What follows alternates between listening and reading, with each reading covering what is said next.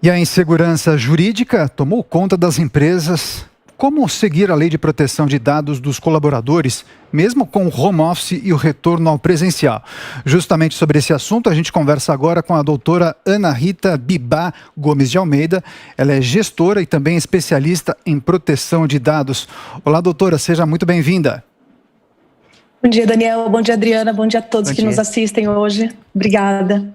Perfeito. Após a entrada em vigor da Lei Geral de Proteção de Dados, o que nós pudemos observar foi uma corrida das empresas e dos empresários justamente para se adaptarem às leis e regras que constam nesse texto.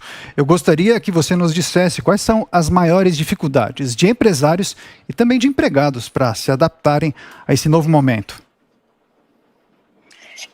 Daniel, acho que o principal desafio é adaptar as atividades ordinárias da empresa, desde a contratação até a demissão, o tratamento dos dados de prestadores de serviço, de fornecedores de bens, porque antes nós tínhamos até algumas leis que falavam sobre a proteção de dados e garantiam aos titulares, né, aos indivíduos, às pessoas naturais, esse direito de ter seus dados tratados de forma correta.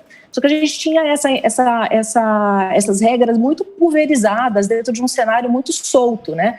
Então, a legislação nova, que na realidade não é tão nova assim, tem já 1 ano e 1 mês, né? Da entrada em vigor da LGPD, ela trouxe justamente isso, ela compilou, então ela trouxe, por incrível que pareça, mais segurança para os empregadores, não só empregadores, mas para todas aquelas pessoas que tratam dados pessoais.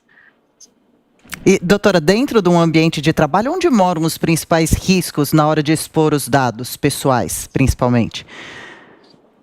Olha, depende do segmento, mas de uma forma geral, Adriana, desde a contratação de um empregado, né? O empregado não é porque ele é empregado da empresa que os dados passam a ser de titularidade da empresa. Os dados continuam sendo do colaborador ali, do empregado. E a empresa tem o dever de cuidar e zelar por esses dados e dar transparência ao colaborador de que forma aqueles dados serão utilizados. Então, ela tem o dever de informação, o dever de transparência, o dever de estabelecer uma finalidade, não tratar dado excessivo, tratar dados, apenas aqueles dados adequados para a finalidade, para o propósito para qual aquele dado foi coletado e de forma informada ao titular, né?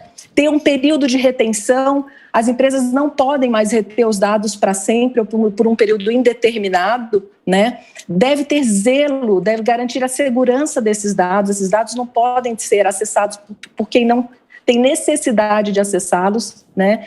E até o último momento, até o término da finalidade para a qual o dado foi coletado, ele deve ser tratado dessa forma. Agora, doutor, estamos diante de uma briga entre judiciário e legislativo sobre a demissão de funcionários para não vacinados.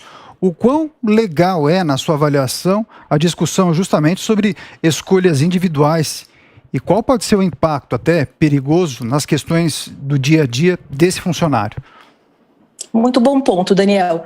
A gente realmente está num cenário que não tem nada pacífico, né? É um cenário realmente, como você falou e bem descreveu, uma disputa entre o legislativo e também o judiciário, né? Na realidade, o judiciário vem mantendo a posição, né, de que a posição legal, inclusive, de que o interesse público ele tem que prevalecer sobre o interesse individual. E nesse caso da vacina, o que ocorreu na última semana, que eu presumo que seja isso a que você está se referindo, foi a publicação, né, da medida, da portaria pelo Ministério do Trabalho e Previdência, né, definindo como tratamento discriminatório, né, o pedido, a requisição das empresas do certificado de vacinação dos seus colaboradores, ali tanto para contratação quanto para a manutenção do emprego desses colaboradores, né?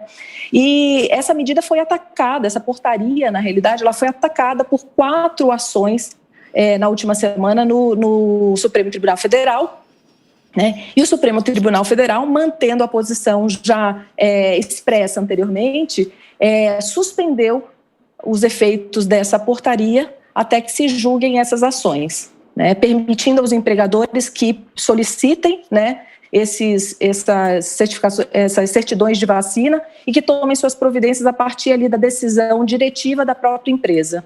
E enquanto a portaria é questionada, doutor, o funcionário que por acaso já foi demitido por não ter se vacinado ou que está sofrendo cobranças por um documento de vacinação e não tem interesse em se vacinar, já pode tomar algum tipo de providência, juntar algum tipo de documento ou entrar já com alguma ação jurídica?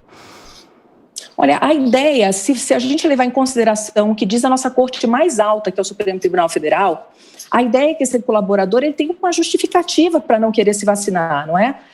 Justamente porque o interesse individual dele não pode se sobrepor ao interesse do grupo, né? É garantia constitucional, Adriana, que todos os trabalhadores, todos os empregados tenham direito, né, a trabalhar em um ambiente saudável, né? Ter sua vida e sua saúde preservada pelo seu empregador. E é a obrigação do empregador tomar as medidas adequadas de acordo com a sua decisão ali interna da companhia, medidas adequadas e eficazes para controlar, né, a disseminação desse vírus, né, nesse cenário principalmente pandêmico que a gente vive hoje.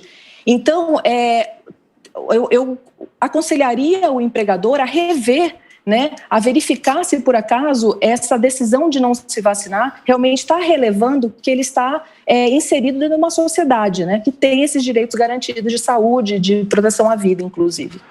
Agora, doutor, até que ponto essa situação que envolve o passaporte de vacina não pode abrir um precedente para, eventualmente, um plano de saúde vir a exigir uma conduta específica por parte de seu cliente?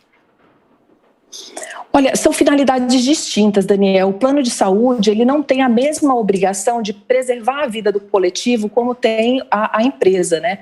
Então, eu entendo que a finalidade, nesse caso de um plano de saúde, requerer esse tipo de informação do seu cliente, ela passa por outros crivos, né? Ela passa, inclusive, pelo crivo do direito do consumidor. Né? Então, eu acho que a finalidade é diferente e eles devem analisar a finalidade não só sob a ótica da Lei Geral de Proteção de Dados, lembrando que um dado de imunização é um dado de saúde e dado de saúde é um dado pessoal sensível, né? Que tem muitas salvaguardas e muitas garantias de tratamento legal. Né? Então, tem restrições a esse tratamento, a lei traz essa restrição. Então, os planos de saúde vão ter que avaliar sob a ótica não só da legislação de proteção de dados, mas também da legislação de direito do consumidor. Perfeito. E quando a senhora diz que as empresas têm a obrigação de preservar pelo ambiente saudável no local do trabalho, entre os seus funcionários, atualmente no Brasil, as empresas têm a obrigação de cobrar a vacinação de cada um dos seus funcionários, de ter esse controle, ou de cobrar testes PCR negativos, ou uma terceira situação, um funcionário que apareça gripado, ele deve ser observado, afastado, ser solicitado que ele faça o teste da Covid?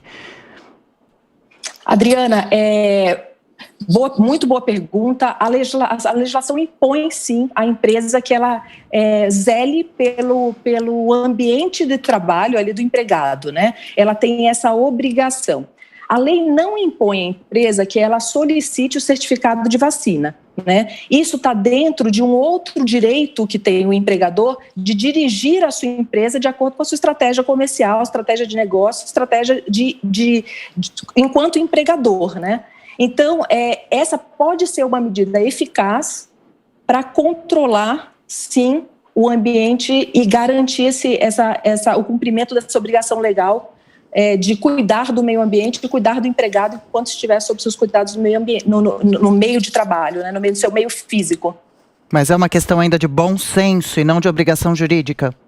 Sim, é uma questão de determinação, na realidade, diretiva do empregador, que tem esse direito, mas não é uma obrigação legal.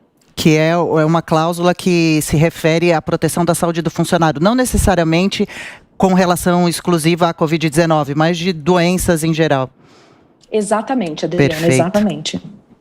Agora, doutora, diante dessas discussões em torno do passaporte da vacina, eu gostaria que a senhora nos dissesse se é necessário se aprofundar na discussão para modernizar a legislação, justamente quando, eventualmente, a sociedade brasileira se deparar com situações que envolvem doenças, pandemias, epidemias.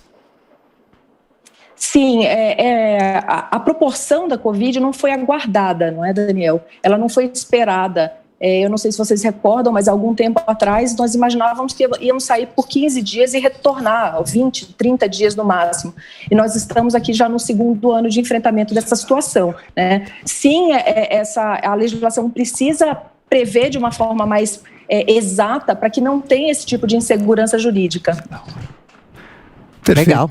Muito obrigado pela participação, muito boa entrevista. Doutora Ana Rita Bibá Gomes de Almeida, agradecemos demais sua participação e volte mais vezes à Jovem Pan News e ao Jornal da Manhã. Obrigada, Daniel. Obrigada, Adriana. Bom domingo, obrigada a você. 8h28 agora. Repita. 8h28.